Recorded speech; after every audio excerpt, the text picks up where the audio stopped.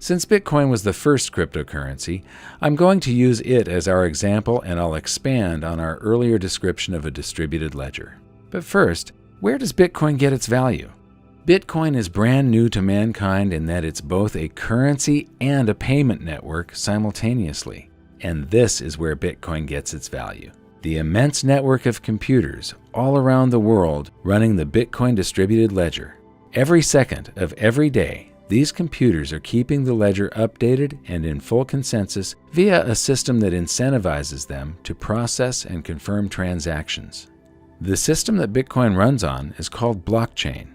Think of it as a modern version of an old-fashioned bookkeeping ledger, but instead of a handwritten list of entries and calculations, a blockchain is a digital list of entries and calculations. A block is simply a bundle of transactions. Think of a block as a whole page of transactions in the old-fashioned ledger. A blockchain is just a chain of blocks. It's the same as a whole series of pages in the old-fashioned ledger. Easy, huh? Here's how it works. The Bitcoin blockchain actually exists in every one of the millions of computers on the network as exact copies of each other. However, for this example, so that we can zoom in and you can really see just how a blockchain works, I'm going to show it as one giant blockchain in the middle of a small network of computers. Let's follow a pizza transaction with Bitcoin. When the transaction occurs, it first appears on the network in a pool of unconfirmed transactions, along with thousands of others from all around the world. Millions of different computers from the network then gather some of these transactions and place them in their own blocks.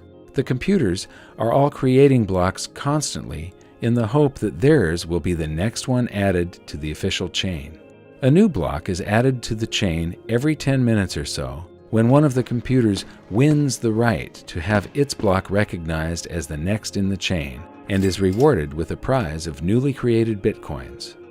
The way a computer wins the prize is by trying to guess the answer to an extremely difficult math problem. In fact, the problem is so difficult that even with millions of computers making guesses billions or even trillions of times per second, it still takes roughly 10 minutes to find the answer.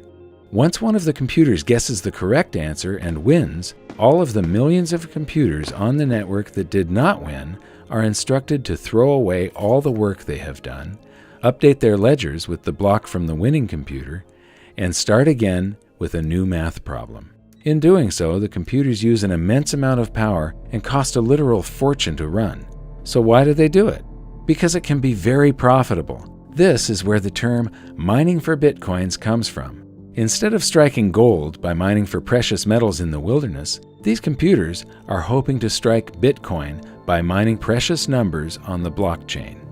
But when these millions of computers are selecting transactions to go into their blocks, they aren't all selecting the same transactions, and not all the blocks are the same size. Some contain more transactions, some contain less.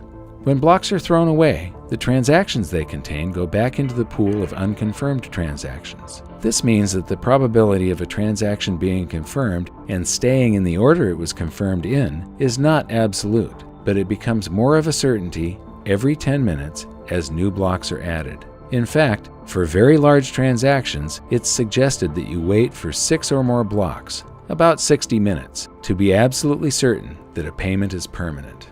So why is it so slow? Why is your pizza cold before you own it? Interestingly, the system is slowed down on purpose, and here's why. With the insane difficulty of guessing the answer to the math problem, you would think that the odds of 2 or more computers winning at the same time are extremely improbable, but it actually happens quite often.